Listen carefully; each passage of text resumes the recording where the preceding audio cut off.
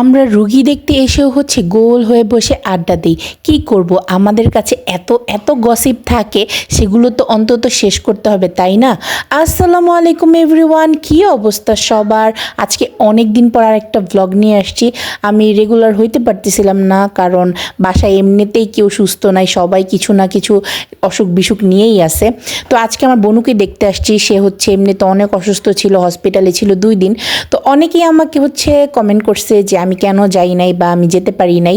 আসলে সত্যি আমি যেতে পারি নাই, আমার দাদু হচ্ছে অনেক বড় একটা ব্যথা পাইছিল, যার কারণে দাদুকে রেখে আসলে যেতে পারি নাই।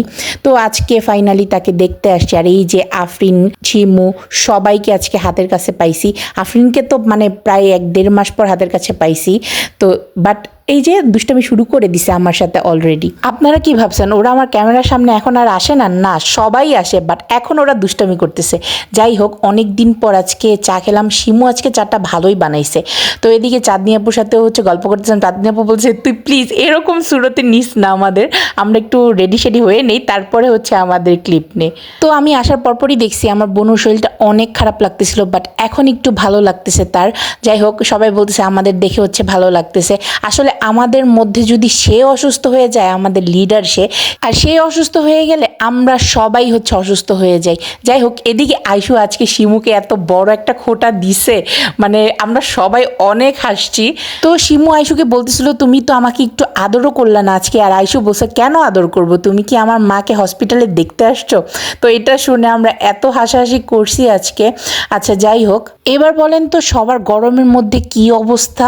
মানে আমার তো খুবই খারাপ অবস্থা, আমার কোনো কন্টেন্টও মাথায় আসতেছে না যে এই গরমের মধ্যে কি দিব। হাই হাই, এইটা আবার কে? যাই হোক, এবার হচ্ছে সকালের ক্লিপ নিয়ে আসলাম। আমি আর ভিডিও করি নাই, কারেন্ট তো একেবারেই থাকে না, মানে সব মিলায় হচ্ছে 10 ঘন্টার মতো কারেন্ট হচ্ছে আমাদের বাসায় থাকে।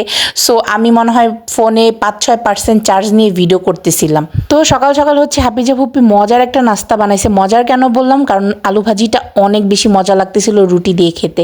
যাই হোক, এটা কমন একটা নাস্তা, এটা আর বলার কিছু নাই। তো আমার বোনুকে দেখতেছিলাম একটু হাঁটাহাঁটি করতেছিল, সে একটু কাজ করতেছিল, মানে তার শরীরটা এখন একটু ভালো লাগতেছে।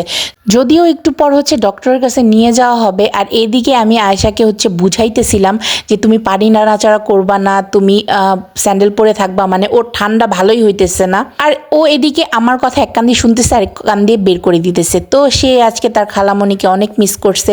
আসলে অন্তুকে আমরা কেউই ডিস্টার্ব করি না, কোনো বিষয় না। ওকে মানে পুরো একটা স্পেস দিয়ে দিছি, ওর হচ্ছে আর বেশি টাইম নাই মানে ফাইনাল এক্সামের।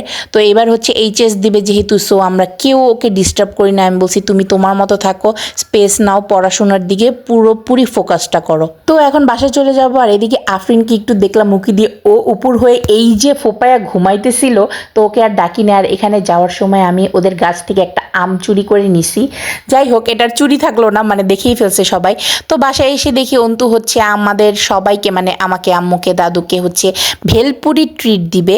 সো ও হচ্ছে আঙ্কেলকে কোত্থেকে যেন নিয়ে আসছে, সো সবাইকে হচ্ছে ভেলপুরি খাওয়াবে এখন। তো বৈশাখ মাসেই যে এত গরম দিয়ে শুরু হলো, মানে ঝড় তুফান তো দূরের বিষয়, একটু বাতাসও নাই। সো জানি না জুন জুলাই কী করব, মানে গরম কিভাবে এবার সহ্য করবো। এত মানে বাসার থেকে মানে প্রয়োজন ছাড়া হচ্ছে বেরিয়ে হওয়া হয় না। আর কারেন্টের কথা তো কি বলবো, মানে 10 ঘন্টাও খুব কষ্ট করে হচ্ছে কারেন্ট থাকে। যাই হোক, তো এই ছিল আমার আজকের ভিডিও। তো আজকের মতো এখানে এন্ড করছি। নেক্সট ভিডিওর জন্য টিল দেন টেক কেয়ার, আল্লাহ হাফেজ।